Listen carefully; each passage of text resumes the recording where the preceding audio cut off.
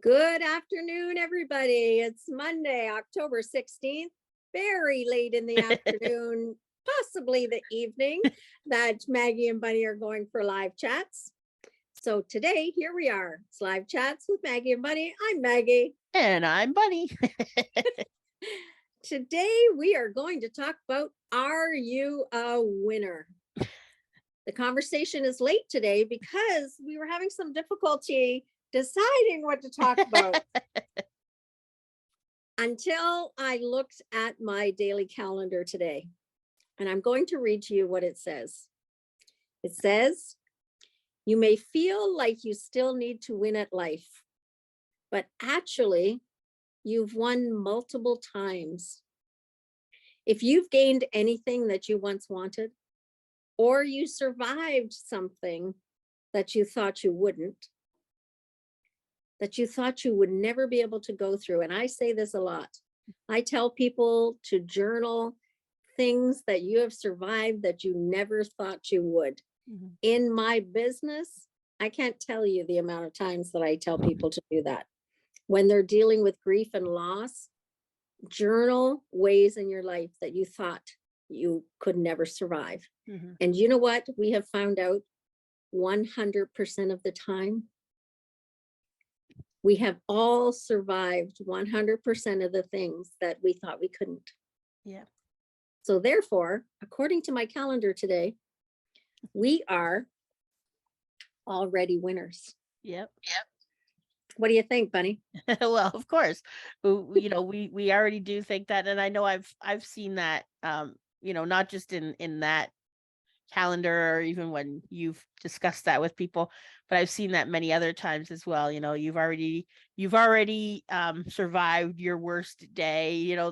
Things, they'll say that as well, just to kind of remind you that that you are stronger than you think. And sometimes when you are in that storm, in that melee, you don't see that, and right. So when you ask people to journal that, you also do that sometimes preemptively. So like before something happens, right, that they have that, so that if they do come up with that moment, that time again, they can look back on that to remind themselves. That's right. That's right. Because isn't that what life's all about? Mm-hmm. Aren't we on this planet following a journey of self-discovery and learning how to be the person that we are? Not the person that we think we should be, the person that we truly are at our core. Right. And sometimes things come up that make us feel less than a winner. Yeah. But when those times happen, they're often just to show us that we are winners.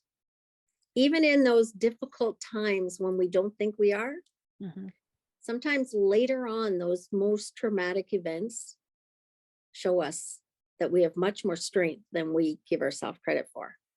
Yeah. And this past month has been that for me. Yeah. Because there's been times that I didn't feel like a winner. Mm. Times that I didn't think I could get through. And one of the other topics that we were going to talk about today was, do you take time to rest? Yeah. Sometimes when we fall down, we try to get right back up. We mm-hmm. try to fly back up and be who we always are. But sometimes if we fall down, or if life knocks us down, or if a circumstance knocks us down, or if something comes our way that we don't think we can win at, sometimes we just got to rest there a bit before we try to get up. It's not time to get up yet. Beans barking over here. Oh, I hear him now. It's okay. He doesn't want to rest anymore. He wants to be awake. Yeah, she was sleeping and just decided randomly to start barking. So, but yes, definitely the rest part. She was resting and said, okay, I'm done resting. I'm here to protect now. And I guess that sometimes happens too, right? We feel like we have to get up. Especially I often, because I'm the age that I am, right, is that I still have friends who have young children at home who they're still raising. And sometimes you feel like you can't rest, right? Like they Right. still need to be taken care of. They still need to go to school. They still need dinner made. They still, they rely on you for a lot of things. My children are, the youngest is 20, so I don't quite have that um in my life, but I do know and I do understand that there are people who are going to be listening, and there are people who are going to be in my world who they do need to, they can't necessarily rest, but I still remind them that they do need to take time, just like they tell you all the time, and everybody always uses this, but it's because it's a very dramatic and really good visualization, is that whole airplane, if the oxygen masks come down and and it is a direct message to mothers for sure. That's right. Yeah. Put that mask on yourself first before you put it on anybody else, because if you pass out, you're no good to anybody. And it's the same thing with resting in your life as well. If you don't take care of yourself, and if you don't take that time to rest, first of all, a lot of times this is where, people will say you get sick, because Yeah. if you're run down, like scientifically, if you're run down, then those, viruses and everything can wreak I can havoc. attest to that Yeah. happening in my life last month. Yeah. And then even energetically, right? It's just that it will be allowed into your your space. And so those are the things. And sometimes, people do say in the spiritual world that sometimes you'll get sick, so you will rest. Like it's more like that kind of thing. Like it serves a purpose. Yeah. And that is, a forced rest. So the universe will remind you if you don't listen Yeah. to those times of rest. But there, I don't know, it's for me, it's like sometimes it's like what there's a difference between rest and avoidance. So, like What is the difference, Bunny? well, We weren't going to talk about that, but what is the well, difference? this is the way that it happens, right? The difference between like being like resting, like, and then avoiding. So hurt things obviously is avoidance, right? We're gonna try not to have that. Um and that's seeing something that comes on, and then having an experience that just shows us right away, if there is say a sudden death, that's going to be something that is not going to be something you could have prepared for. Right. So there may be a reaction to that at first, and then there may be time to rest. But if it's anticipatory, as we were talking about, if it's anticipatory, then that is something that you can kind of foresee it happening, and you can choose if you're going to deal with it or if you're going Yeah. to avoid it. Um, and I mean, I think it depends, like understanding and knowing what you can handle at that moment, giving yourself a little bit of a break, having, as I described, a nerve that seems to be exposed, kind of like a tooth nerve, Yeah.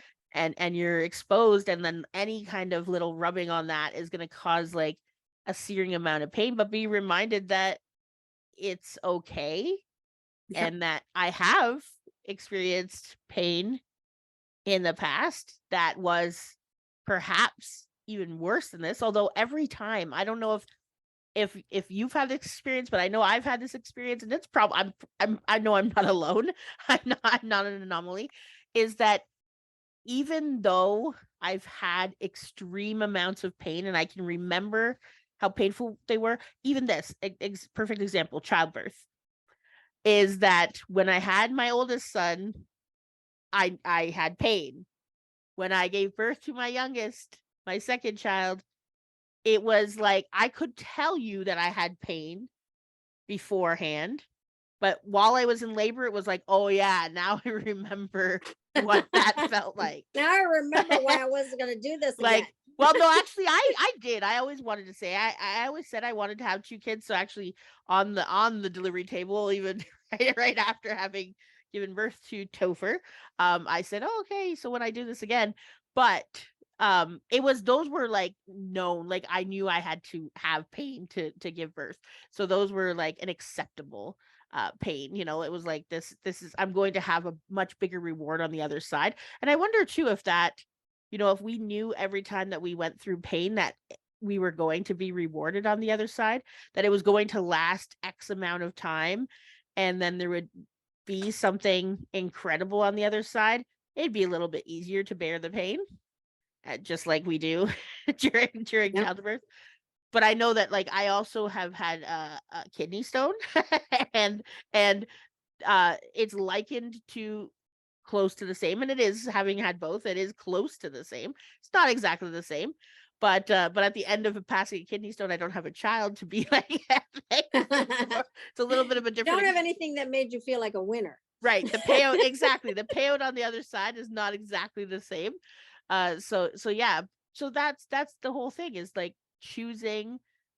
I guess we choose. Well, we always do choose our pain, and and sometimes that is it too. Is just not always choosing our pain, but choosing. I guess resting for me would be choosing when I get to deal with it. Yeah. Like, and I think it's important to point out that either one of those things can allow us to win in that circumstance, whether it is resting or whether it's doing. We can still win in both of those circumstances. Right. And to know that we're all winners. Yeah. In this game of life. Because yeah, life is often challenging. Yes. Life is often a game of winning and losing, if we want to say that. Yeah. And sometimes those losing things are just emotions. Yeah. And it's all part of the ebb and flow of life. But it's important for us to remember that we are winners. That no matter which route we take, whether we take a painful route, whether we take a restful route, in the end, we turn around and come around as winners, because we've learned something. Yeah. We've learned something about this journey and about this thing called life. Yeah. And I think that's the important thing too. When you mentioned the journey thing, that's the important message that I've been seeing, and that I've been writing about, and that I've been talking about and stuff lately, is it is a journey. It's not a destination. Like I heard in the, somebody talk about before, it is about the dash. It's about that dash in between our dates of birth and the day we die. It's that dash in the middle. Live your dash. Live that part in there. And that's where your winning happens. That's where the winning happens, is in that dash. All of those winnings, every time you're winning. So, yeah. So our bit of advice for you today, or invitation for you today, is keep track of those things that are the miracles in your life. Keep track of those things that you've survived that you thought you wouldn't.